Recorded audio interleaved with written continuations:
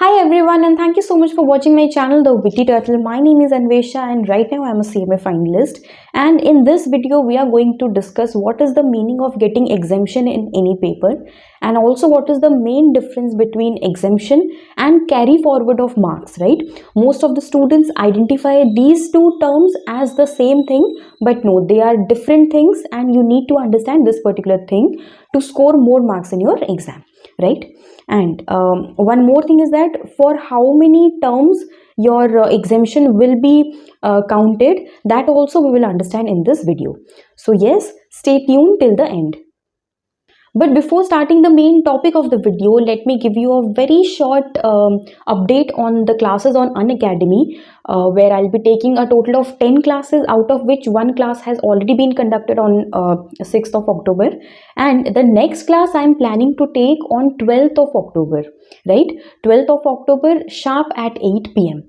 So yes, this is for CMA final students, because I already told you that I will be taking 3 to 4 classes on insurance law. One has already been conducted and this is the second class, and I'll be covering entire insurance law in these classes.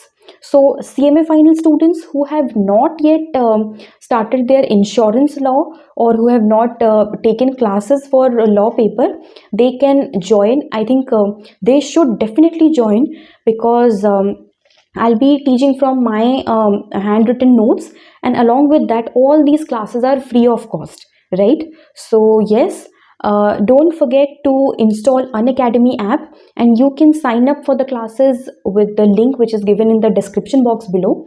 So yes, check them out, sign up right now, and stay tuned. Now coming to the main topic of this video, which is exemption. Now let me tell you what is the meaning of exemption in CMA exams. So when you score more than 60, like 60 or more than 60 marks in any paper, then we say that that paper has been exempted, which means if you have scored 60 in any paper, then if you have failed in aggregate or if you have failed in any one of the subjects, then while appearing next time that particular group, you don't need to appear this particular paper where you have scored 60, right? So what happens in this case, this paper where you have scored more than 60, this paper gets exempted, and in the next term when you are appearing for that group again, since you had failed in the previous term, so in the next term what happens, you have to appear for only 3 papers, only 3 remaining papers, or whatever remaining papers are there, right? And what is the passing criteria for the next term? So in the next term, for example, you're going to appear for 3 papers. So in all those 3 papers, you have to score 40 in each, at least 40 in each, and in aggregate you have to score 50%, right? Which means you have to score 150 in total in those 3 papers, because the total is 300 for 3 papers, so 50% is 150, right? So one more thing here, even if you have scored 60 in one paper in the previous attempt, but when you are reappearing for all those remaining papers in the next term, in that case the marks in that exempted paper in the previous attempt will be counted as 50, right? Why? Because see, you need 150 marks more to clear that group, right? So obviously 200 is your pass mark. So in the paper in which you have got exemption, the marks of that particular paper will be counted as 50. Now in the mark sheet of the next attempt, the paper in which you have got exemption will be written as E, which means the paper is exempted, right? I hope this is clear. In the next attempt, you need to get 50% in aggregate of the remaining 3 papers. Or if you are appearing for 2 papers, then you have to get aggregate of 100 marks, because 200 is total and you have to get 100. Now, the next most important question is that this exemption is carry forwarded for how many attempts? The answer is it is carry forwarded up to 3 attempts, right? For example, you got exemption in June 2023 term, right? So this particular exemption will be carry forwarded up to December 23, June 24 and December 24, right? So up to these 3 attempts it will be counted, whether you appear in the exam or not, right? I hope this is clear. Now Most of the students ask me one more question, that how do we need to claim exemption in any paper?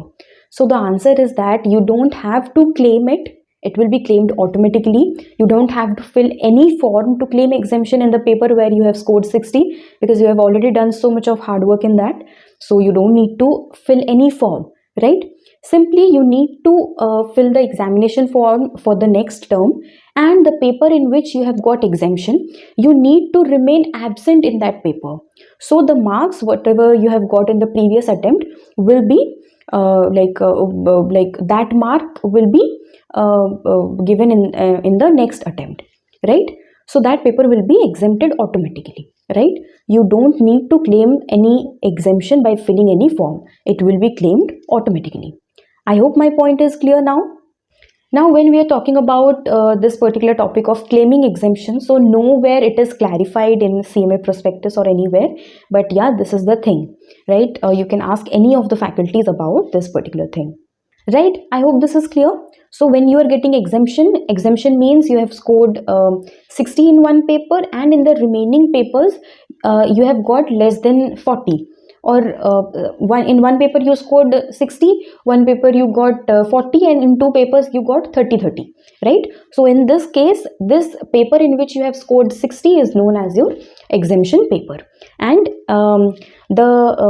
and 50 marks is claimed in place of that paper when it is exempted, right? When you are appearing for next term. Now let's understand the concept of carry forward of marks. So carry forward of mark happens when you have scored more than 60 in one paper, and in the remaining three papers and in the remaining all the papers you have scored more than 40, right? You have individually cleared all the remaining papers. So in this case what happens, instead of 50, your total marks will be counted. For example, you have scored 70 in one paper, and in the remaining three papers you got 40 each, right? So now what is the total mark? Your aggregate is coming as 190 marks, right? So clearly you're not qualifying the group. So in this case what happens, when you are going to appear for the next term, so at that time the paper in which you have got 70, the marks of that paper will be counted as 70 instead of 50, right? Exemption के case में क्या होता था, even though you have scored 60 but still वो 50 count होता था, and in the remaining three papers you have to score at least 50%, right, in aggregate. But when you have scored 60 plus in one paper, and in the remaining papers you have scored more than 40, so in that case the entire 70 marks will be counted while calculating your aggregate in the next term. So in the next term you need to score how much, because you have scored 70 in one paper, so 200 minus 70, which is 130. So you need to score 130 in aggregate in the remaining three papers to be able to clear that group in the next attempt. So this is known as carry forward, the concept of carry forward. So now I think you're clear about the concept of exemption and carry forward of marks. So I hope all your doubts have been cleared, and if you still have any doubt you can write that in the comment section below. And yes, don't forget to install the app of Unacademy and sign up for my upcoming class on insurance law if you're a CMA final student, and the link is given in the description box below. Don't forget to check them out.